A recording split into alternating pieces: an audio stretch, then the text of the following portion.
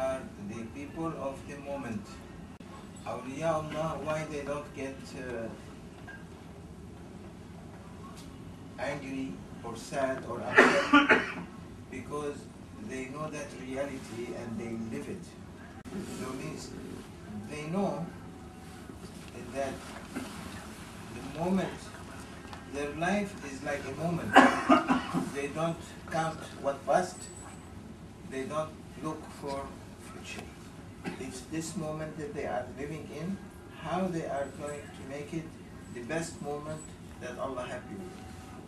Because their eyes, their sight, their vision is always for Allah and His Prophet.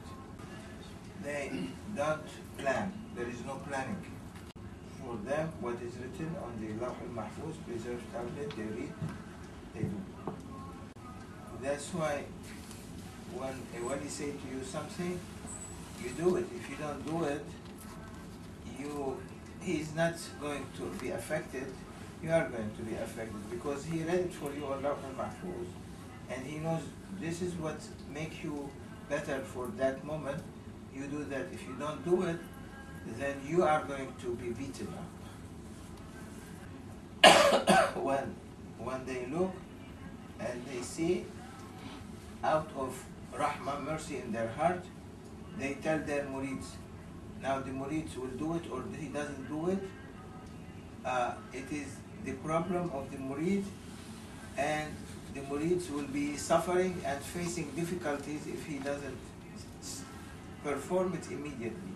Although for him it might not be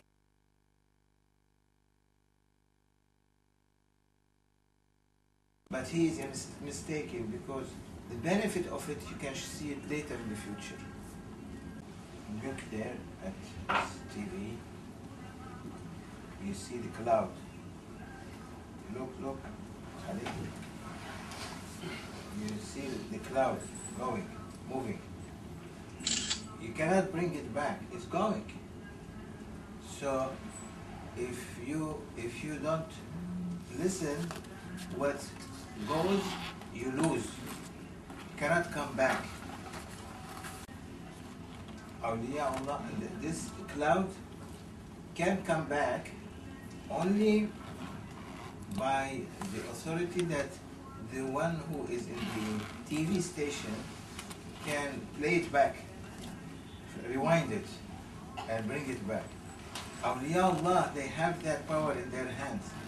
They can take you back in order to repent and not to do the same problem, but if your intention is good. They have that what you call it, receiver, that video player. They can rewind it, they can forward it, they can keep it in their hands. Awliya Allah, their followers' hearts are in their hands. When Shaykh say to you, give this, you give this. When Shaykh tells you do this, you do that. If you don't do it, there will be a lot of problems will affect you. If he says to you give this, you give. If you don't give, a lot of problems will affect you. Last year, when Bakri with the mud, last year before us, 2 years. If he didn't give what he gave, it's not a mud. It will become like a volcano, burn everyone in that area. Nothing will be left. Allah made it easy because what he was giving went into the way that Allah knows best. Because of that, Allah subhanahu wa ta'ala kept it as mud, or else it was going to come from that place, a huge volcano that's going to affect hundreds of thousands of hectares in the area. But Allah saved him.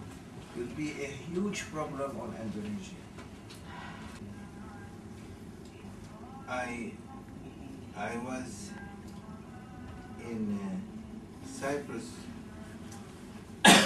one time, and Maulana gave someone some money, and he told him, this is an example, he told him, he was telling him about Kenya, that they have no well, no well for drinking water.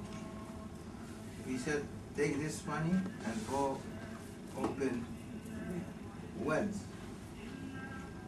Now that person took the money.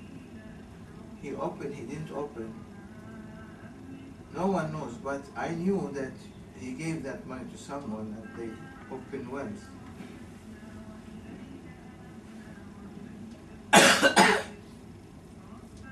The one who gave Maulana the money, Maulana didn't take the money, but what he comes, he gave it to that person in Kenya, Abdul Hamid. Hamid gave it to Liban. Liban opened 8 wells.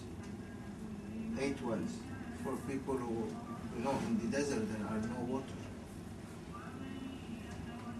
Now, that one who gave originally the money to Maulana Sheikh had a huge problem in his business. So when he gave Maulana that money, and Maulana gave it to Kenya, although Maulana never went to Kenya, Maulana doesn't know anything in Kenya. He trusted someone to open it. That first one who gave the money, Allah subhanahu wa ta'ala saved him, saved his family, saved his debts because he was going to prison. And Allah gave him back all his money, like $30-40 million. With how much? $16,000. Awliya Allah, when they ask, don't say to them no. Because if you say to them no, there is a bigger problem will be behind the door. You cannot see it. They see it.